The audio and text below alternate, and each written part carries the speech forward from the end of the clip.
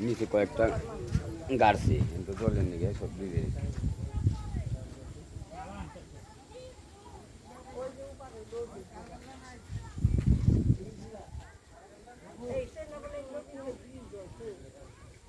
এই যে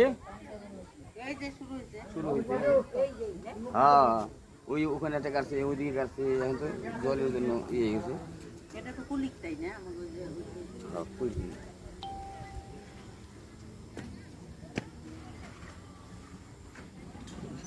আমি একবার ছিলাম ধর এই মেশিন সব ওই একবারে নদীর মধ্যে তো কাজ চলছে ভালো তো স্রোত আছে